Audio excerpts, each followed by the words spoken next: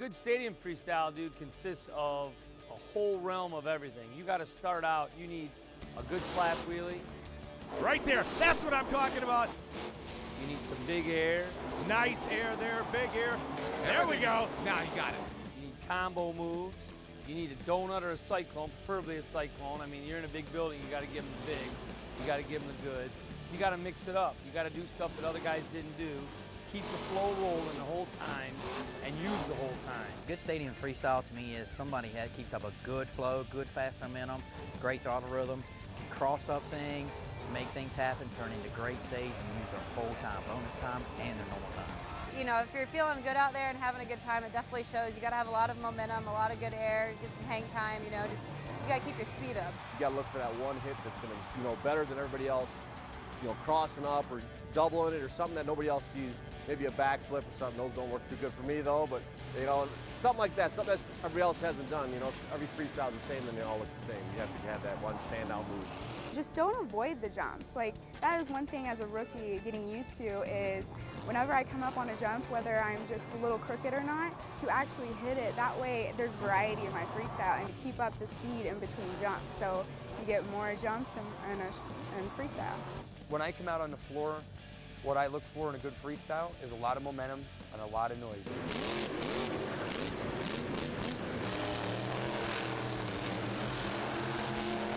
That's what people want to hear. They want to feel what you're feeling. You got to get them on the edge of their seat before they can realize what you're doing. The tracks are more technical now, where they want to see a lot of cross threads and everything. And in a Monster Jam truck, they soak up the cross threads so much better. You try to get one big air shot in your run, and then try to do everything else technical from there on out. For me, a good stadium freestyle is a lot of things. It's the combination of carrying a lot of momentum, hitting all the obstacles on the course, a couple slap wheelies, of course, one of my signatures, a donut, and nowadays a lot of the guys that are going big are cross thread and stuff. So what that means is they're not hitting the jump square, they're hitting them on angles and jumping from one obstacle across the floor on an angle to another one. I think all those combines kind of racks up the points, and hopefully Mohawk Warrior at the top at the end. It consists of a solid, long run. I mean, I think you got to be great all the way through, and near the end, you got to be fantastic. A lot of action and a bunch of hits. You know, we have a panel of judges up there now, so, you know, every hit's got to count. And then at the end of the deal, you know, it's kind of, I've always said you have to bore them before you can thrill them. But at the end of the deal, in my last 10 seconds, that's when I like letting it all rip.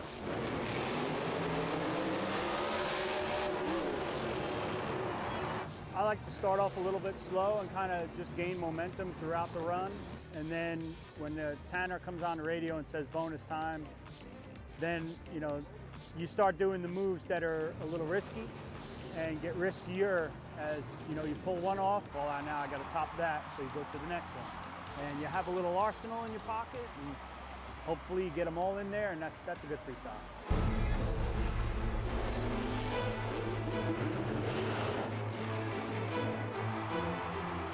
Big air, I'm telling you, it's like you'll look at some of the biggest, longest, tallest ramps out there and think that that's the one that you're going to get big air off of. Not necessarily.